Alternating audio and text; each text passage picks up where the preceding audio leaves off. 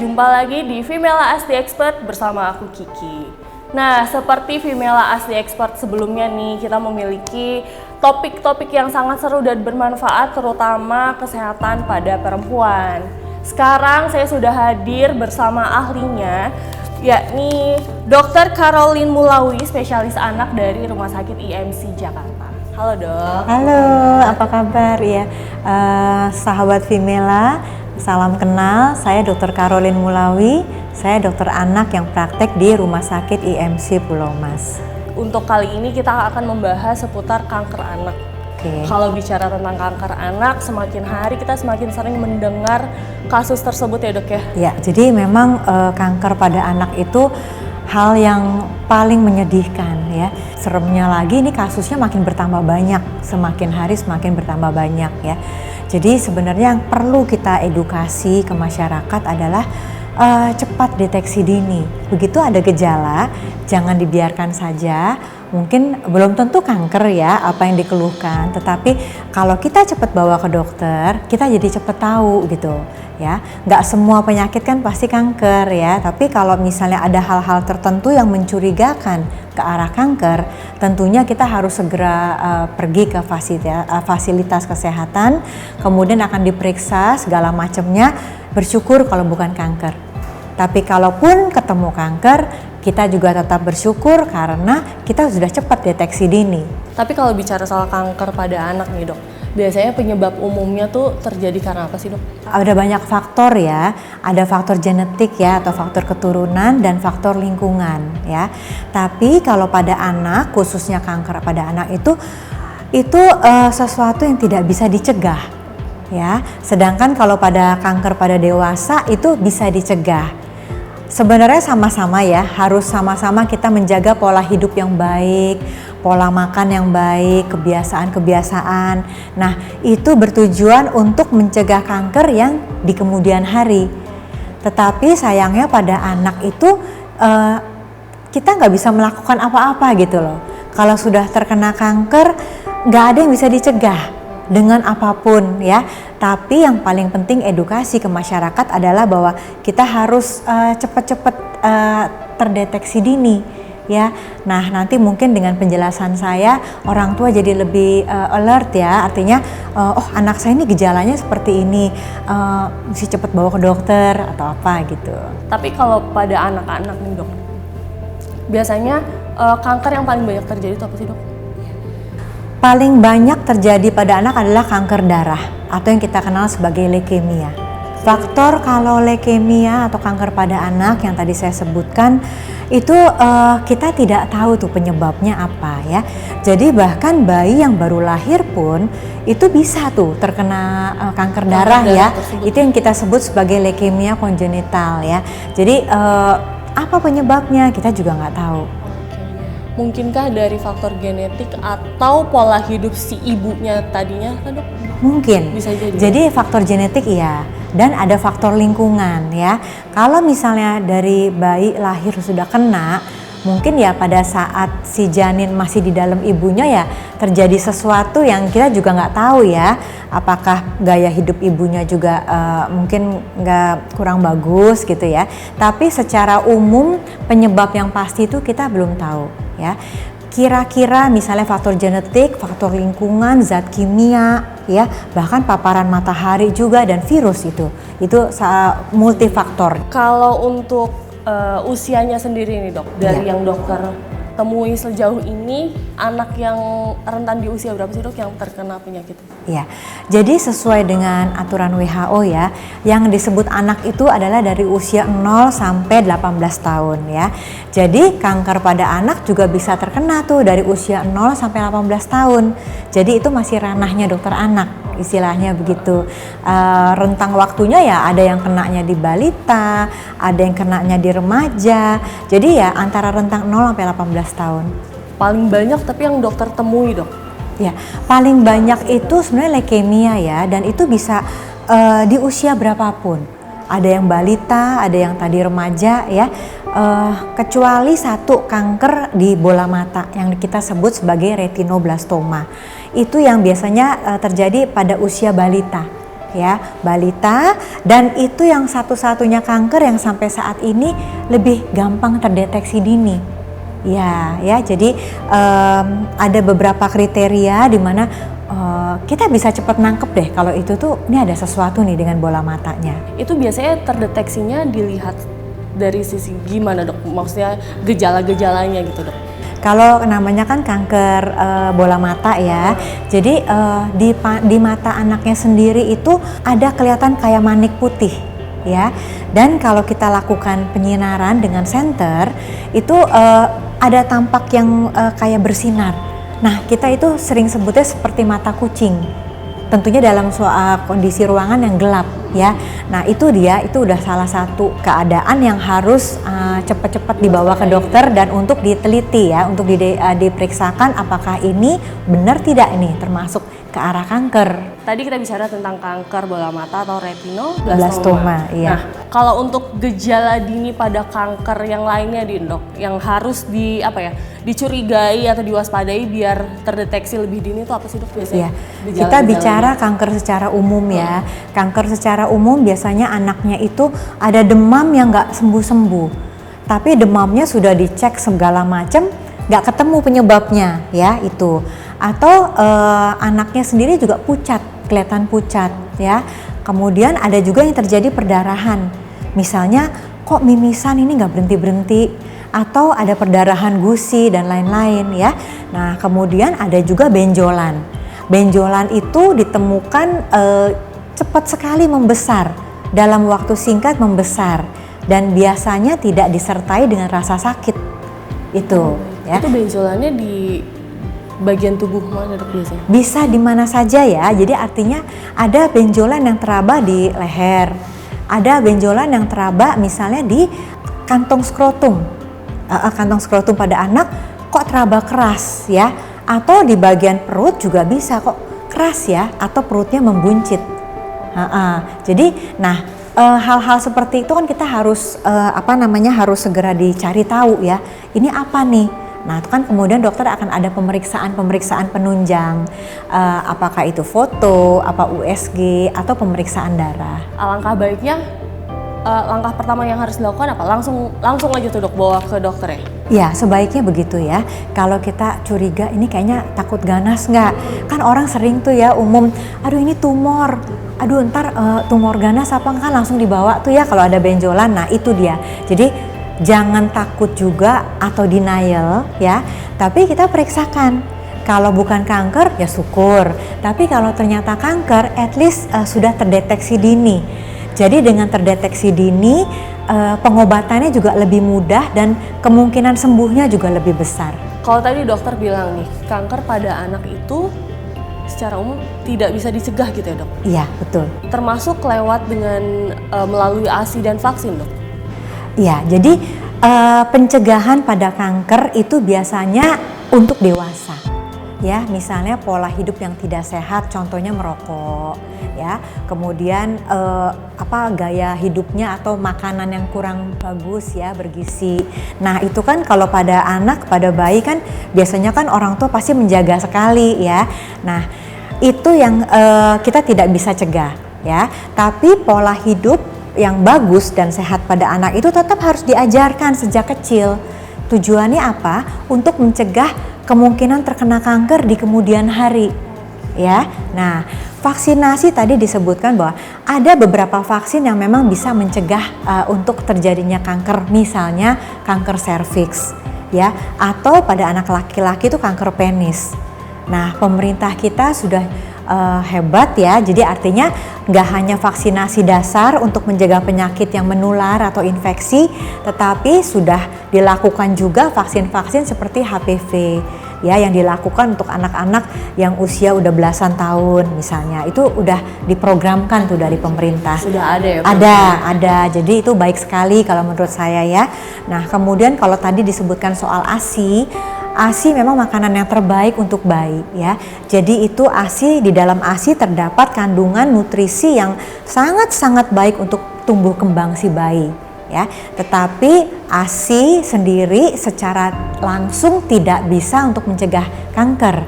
Hanya dia menjaga untuk daya tahan tubuh supaya lebih mudah tidak tertular, misalnya penyakit infeksi dan lain-lain itu. Kalau untuk proses penyembuhannya sendiri nih dok, Iya. apakah kanker yang terjadi pada anak dan dewasa cara penyembuhannya itu sama dok? Sebenarnya terapinya sendiri sama ya. Terapi kanker itu ada 3, kemoterapi, radioterapi, dan pembedahan ya. Nah, cuma memang bedanya dengan orang dewasa, anak kan berat badannya lebih sedikit ya, maksudnya lebih nggak seberat orang dewasa, dan disesuaikan juga terapinya dengan berat badan maupun jenis kankernya sendiri ya. Kemudian apakah kankernya ditemukan dalam stadium awal atau stadium yang sudah akhir, tentunya terapinya juga berbeda. Tapi sebenarnya kanker itu bisa disembuhkan dok? Bisa. Jadi kalau kanker terutama yang ditemukan secara dini ya, cepat terdeteksi, pengobatannya akan tidak kompleks, tidak rumit, dan lebih angka kemungkinan sembuhnya tuh tinggi ya. 80% di negara maju itu bisa sembuh begitu.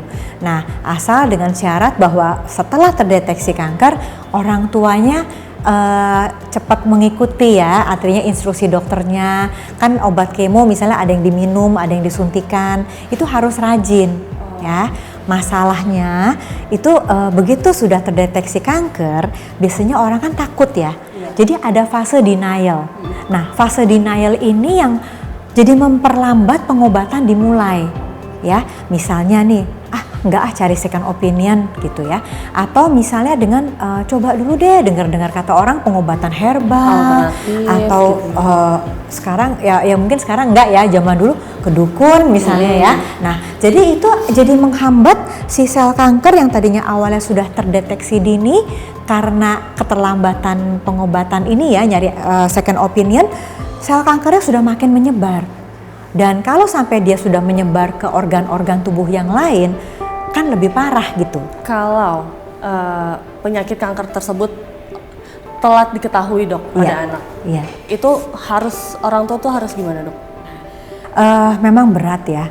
Pada saat anak kita terdeteksi kanker ya, nggak hanya orang tua deh. Saya dulu mengalami ya waktu di bangsal anak, sulit sekali saya harus menjelaskan ke orang tua bahwa anak ibu tuh terkena kanker. Kadang kita sebagai dokter pun berusaha menenangkan diri dulu, baru kita bicara. Menyampaikannya juga harus baik-baik. Orang tua kan pasti akan shock ya. Cara penyampaian kita sehalus apapun tetap akan membuat orang shock gitu. Nah, tentunya orang tua harus ya perlu waktu lah pasti ya untuk menerima bahwa anaknya kena kanker. Setelah orang tua menerima, kalau sudah ada kerelaan, baru kita lanjutkan dengan pengobatan. Nah, pengobatan kanker itu sendiri ada yang memerlukan waktu bertahun-tahun ya. Tapi kalau pada leukemia ditemukan awal, itu angka kesembuhannya tinggi ya. Jadi dengan mengikuti kemoterapi asal teratur dan jangan misalnya udah ikut satu sesi kemoterapi kelihatan anaknya membaik, udah membaik ya. Atau misalnya memerlukan waktu lebih lama, orang tua sudah tidak sabar misalnya ya, aduh anak saya nggak sembuh-sembuh, udahlah cari alternatif lain dah, pengobatan alternatif gitu. Nanti akhirnya balik-balik lagi ke dokternya udah tambah parah. Nah, setelah pengobatan selesai, biasanya itu kan ada sesinya ya, berapa kali nih pengobatannya ya. Nanti akan terus diobservasi. Dalam 5 tahun ke depan, kalau sudah tidak ada lagi sel kanker yang tumbuh, sudah dinyatakan sembuh gitu. Jadi alangkah baiknya ya mengikuti prosedur dokter aja dan secara medis gitu ya dok ya? Iya betul. Oke. Nah, kalau bicara soal perawatan kanker pada anak nih, itu yang tepat seperti apa sih dok? Tergantung dari jenis kanker ya. Jadi kan pengobatannya tadi ya bisa kemoterapi, radioterapi atau pembedahan ya. Jadi kalau misalnya anak kita terdiagnosis kanker, ikuti saja dokter yang ahlinya tuh harus suruh apa ya. Orang tua tuh hanya perlu memberikan support mental ya. Karena anaknya sendiri juga tentunya mungkin anak kalau masih kecil dia nggak ngerti kanker itu apa ya. Tapi pada saat menjalani terapi itu pasti ada efek samping. Nah itu yang harus diantisipasi oleh orang tua ya. Mungkin rambutnya rontok, kemudian ada mual-mual, nggak mau makan ya, itu yang menyedihkan sih pada saat menjalankan kemoterapi dengan efek samping yang terjadi begitu hebat, anaknya pun juga jadi nggak siap. Nah, orang tua itu yang pertama kali harus menyadari bahwa mungkin dicari tahu dan dokter juga akan memberitahu kemungkinan efek-efek sampingnya apa. Pasti dokter juga akan memberikan pengobatan gitu ya, misalnya terjadi sariawan yang banyak atau muntah-muntah, ada obat-obatan itu. Oke, jadi orang tua harus lebih aware, harus lebih kuat gitu ya dok ya? Kuat, betul, kuat, ikhlas, dan harus support gitu. Kalau misalnya orang tua atau orang sekitarnya aja masih denial, nggak bisa terima, terus anaknya lebih kasihan lagi kan, gitu. Jadi kita yang harus melindungi anaknya. Jadi support system ya dok? Iya betul. Supaya proses pengobatannya juga berjalan baik, anaknya juga semangat gitu ya? Iya betul. Oke, kalau orang tuanya ngedrop duluan, kasihan sama anaknya. Anaknya akan berdampak ya dok ya? Tentu. Jadi anaknya pun lihat orang tuanya sedih misalnya, dia juga jadi down kan. Terus belum pengobatannya nanti. Kalau orang tua nggak bisa handle gitu ya, nggak bisa support secara mental, akan lebih sulit gitu loh untuk pengobatannya berjalan. Oke, nah tapi nih dok, banyak kabar yang beredar nih dok, entah mitos atau fakta nih. Iya. Survivor kanker itu dok, katanya dia adalah anak yang memiliki prestasi rendah baik di sekolah maupun pekerjaan, benarkah dok? Itu mitos ya, mitos pasti. Jadi banyak sekali survivor kanker pada anak yang sudah jadi sarjana, bahkan ada yang jadi dokter. Mereka berprestasi baik selama sudah sembuh. Tentunya kalau saat sakit kita nggak bisa hitung ya, karena dia lagi dalam pengobatan, belum ada efek samping, mungkin pelajaran di sekolah juga tertinggal. Nah itu yang diperlukan support dari lingkungan, bahwa anak kanker ini bukan berarti nggak bisa apa-apa loh, ya, asal pengobatan dijalankan dengan baik. Dan saya tekankan sekali lagi, deteksi dini dan sudah cepat pengobatan berjalan, itu bisa membuat anak tumbuh kembangnya baik sekali. Oke, jadi itu mitos ya dok? Mitos, ya pasti mitos itu. Oke dok, pertanyaan terakhir nih dok. Apakah kanker anak memerlukan perawatan lanjutan dok? Jadi setelah kemoterapi selesai atau pengobatan kankernya selesai, tentunya harus diobservasi terus. Diikuti biasanya sampai 5 tahun tuh ke depan. Ya. Itu sudah walaupun dinyatakan sembuh ya, tapi 5 tahun ke depan itu diikuti. Misalnya diperiksakan pemeriksaan darah, atau mungkin harus ada serial foto atau apa ya, supaya benar-benar yakin bahwa kankernya tuh tidak timbul lagi dan tidak menyebar. Oke, dalam jangka waktu setelah dinyatakan sembuh dan 5 tahun. Nah, kalau dalam kurun waktu 5 tahun anaknya benar-benar sembuh, itu sudah dinyatakan aman gitu. Iya. Nah, sahabat Vimela, kita sudah ngobrol bareng dengan Dokter Caroline. Informasinya sangat bermanfaat dok. Dan mungkin banyak sekali hal-hal baru yang baru kita ketahui, terutama tentang kanker pada anak ya dok ya. Oke, sebelum kita akhiri nih dok, terakhir closing statement, pesan-pesannya buat sahabat Vimela apa nih dok? Monggo. Jadi ibu-ibu yang misalnya sudah menemukan ya gejala-gejala awal dari kanker yang tadi saya sebutkan tadi, mungkin harus cepat dibawa ke fasilitas kesehatan ya. Pada saat anak kita sudah terdiagnosis kanker, jangan putus asa. Karena pengobatan sekarang juga semakin maju, semakin baik ya. Asal patuh, kemudian mengikuti pesan dokternya, pengobatan dijalankan, dan iman terutama, iman kita dikuatkan ya. Jangan terpuruk, pasti ada sedihnya, itu wajar, tapi jangan terlalu lama, karena kita harus mendampingi anak-anak kita untuk menjalani pengobatan yang relatif panjang ya. Beri semangat bahwa anak kita yang terkena kanker pun bisa sembuh, bukan berarti tidak bisa sembuh, dan mereka akan bisa punya prestasi yang baik ya pada masa depan ya. Setelah dia bebas dari kanker, mereka bisa jadi sarjana, bukan tidak mungkin bahwa mereka tuh bisa lebih hebat dari kita. Itu tadi sahabat Vimela, pesan-pesan dari Dokter Caroline sangat bermanfaat banget pastinya ya.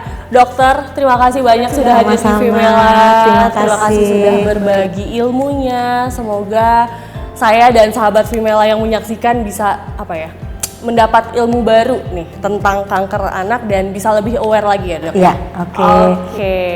Nah, sahabat Vimela, itu tadi diskusi kita dengan Dr. Caroline Mulawi, dokter spesialis anak dari Rumah Sakit IMC Pulau Mas. Nah, semoga apa yang sudah kita sampaikan disampaikan sama dokter nih, pertanyaan-pertanyaan yang selama ini berkeliaran di kepala kalian, semoga terjawab setelah menyaksikan Vimela Ask the Expert kali ini. Oke, sekian Ask the Expert kali ini, sampai jumpa lagi di Vimela Ask the Expert selanjutnya. Salam sehat.